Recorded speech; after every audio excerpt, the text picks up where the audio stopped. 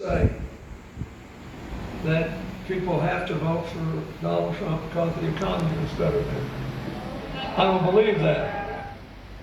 Oh, I don't believe that. And just like Laken Riley would be alive today if we actually vetted Harris, Biden, unvetted illegal immigrant. He's actually correct. The economy was much better under Donald Trump.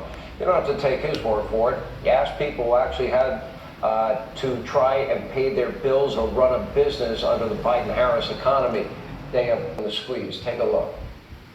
I'm conservative. I've been a Republican since I was young, and I'll vote that way. I'm a businessman. I have a business in the United States of America. We've seen detriment to our monthly revenue here because families are hurting because of the economy.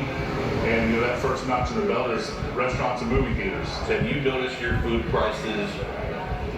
Are they going up? Are they fluctuating? So when we opened this place 4 years ago, we used a 30-pound case of chicken breast. That case of chicken cost me $48. That case of chicken today costs me about $170 a case. The effects of the past 4 years still mean grocery prices are up 25% from the last presidential election. And Lester, we did this math. To buy an average priced house today compared to 4 years ago, with 20% down in mortgage rates then versus now, the monthly payment today, look at that, it's double. So the economy may be humming, but it doesn't feel that way really in the grocery aisle or in the housing market. Even fake news is getting it. Here with reaction are Trump economic advisor Steve Moore, Fox Business host David Asman. Good to see you both. Everybody knows it. Steve Moore, every store you go to, every item you buy is costing dramatically more. We'll put up your charts. You have some interesting charts on the economy and on immigration. But you're paying $1.50 more a gallon for gasoline.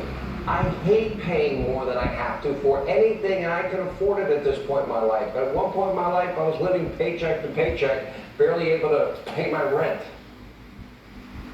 So a new study just came out a couple of days ago confirming, Sean, exactly what you just said, that a record number of Americans are living paycheck to paycheck, and some of those people are increasing their credit card debt every month just to maintain their living standard that they had 4 years ago under Trump. And you've seen this in the massive spike up in credit card debt, over $1 trillion now. You know, one of the things that I've noticed, because I've been traveling around the country over the last month, mostly trying to help Donald Trump get elected.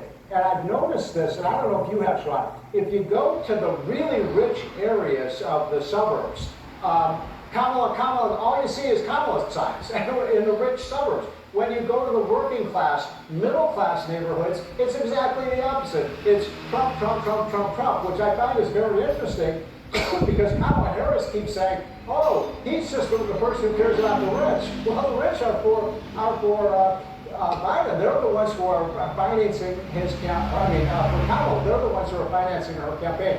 But I got to tell you, every time you go to the middle class areas, one other quick thing. I know you followed what happened in Madison Square Garden. The most amazing thing that I saw wasn't even what happened in the garden.